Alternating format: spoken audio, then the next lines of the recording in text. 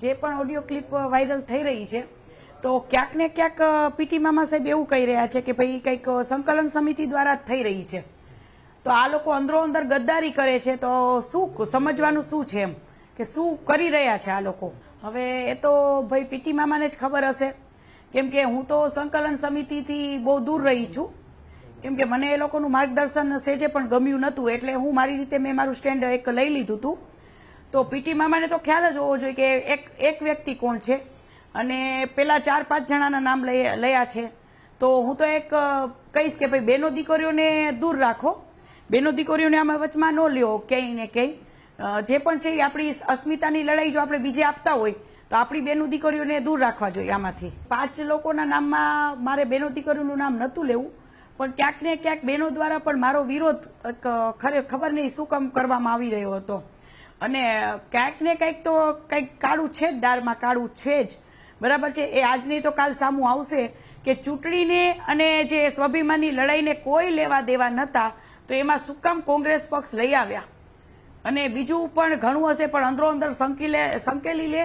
અને મારો તો એક એ જ છે કે જે પણ ગદ્દાર હોય એને સમાજમાંથી બહાર નીકાળવા જોઈએ. એ લોકોને જ ખ્યાલ હશે, અને હું પણ અમુક વસ્તુ ન બોલી શકું જ્યાં સુધી મારી પાસે પ્રૂફ હોય છતાં હું ન બોલી શકું.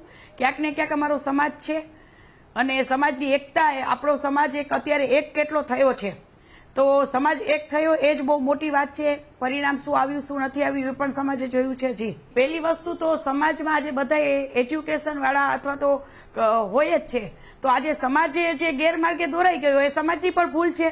ક્યાંક ને ક્યાંક કેમ નથી સમજમાં કોઈએ લીધું કે ભાઈ કોંગ્રેસને મત આપી અને આપ એવી લડત જે બીજેપીમાં જે આખો બીજેપી પક્ષ લઈ આવ્યા એ જ મને તો કંઈ સમજાણું નહીં. તો ભણેલ ગણેલ હોવા છતાં કોંગ્રેસને વોટ આપવો એનું ફાયદો શું, કોને ફાયદો? ક્ષત્રિય સમાજને ફાયદો છે, કોને ફાયદો છે? આખું હિન્દુત્વને આ લોકોએ ગદ્દારી કરી કહેવાય. જે 4-5 તત્વોએ જે આ માર્ગદર્શન ઊભું કર્યું ને કે ભાઈ આપણે કોંગ્રેસ પક્ષ લઈએ, તો આ તો હિન્દુત્વના અને વિરોધી કહેવાય.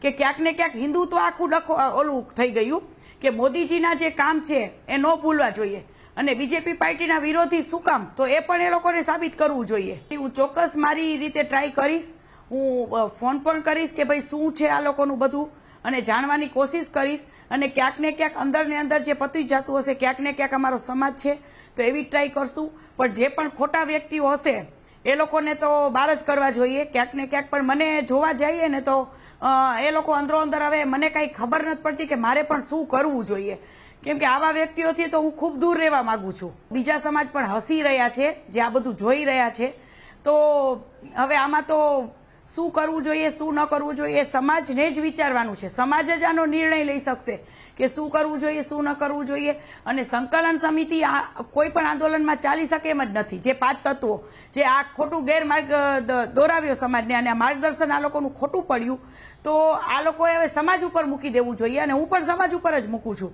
કે સમાજે વિચારવાનું છે કે શું કરવું જોઈએ. કે ક્યાંક ને ક્યાંક મારી ઉપર પણ આ અમુક તત્વો દ્વારા જે સાચી લડાઈ લડી રહ્યા હતા અમે બેનો દીકરીઓ, અને બધાયથી દૂર રાખ્યા અને એટલું બધું અપમાન કરવામાં આવ્યું, એ હું આમાં નહીં કહી શકું કે તો જ અમે દૂર થઈ ગયા હોય. એટલે સંકલન સમિતિના 4-5 તત્વો છે એ લોકોને સબક તો મળવું જ જોઈએ કે જે બેનો દીકરીઓ અસ્મિતાની લડાઈ લડે છે અને તમે લોકો એનું જ અપમાન કરી રહ્યા છો, તો તમે લોકો ગરાસિયા છો કે શું છો? કેમ કે એ લોકોનું વર્તન એટલું બધું ખરાબ હોય છે જ્યાં મીટિંગ થાય છે ત્યારે, એ હું આમાં નહીં કહી શકું. આપણો સમાજ કદાચ ગેરમાર્ગે દોરાઈ ગયો છે, બીજા અન્ય સમાજ તો વિચારે જ છે ને કે બીજેપી પાર્ટી આજે શું કર્યું છે, હિન્દુત્વ માટે શું કર્યું છે, આજે બેનો દીકરીઓ માટે શું કર્યું છે. તો ક્યાંક ને ક્યાંક મને તો નથી લાગતું કે આનું રિઝલ્ટ સારું આવે, અને એક ચૂંટણી પૂરતું કદાચ આવે. અને હું તો સમાજને પણ એક મેસેજ મોકલવા માંગીશ કે 5 જણા કે એમ આખા સમાજને એક વિચારવું જોઈએ. આવા 5 જણા આવા આગેવાનો જે આખા સમાજને 20 વર્ષ પાછો લઈ ગયા અને બાળકોનું ભવિષ્ય ખરાબ કરી નાખ્યું છે જોવા જઈએ તો.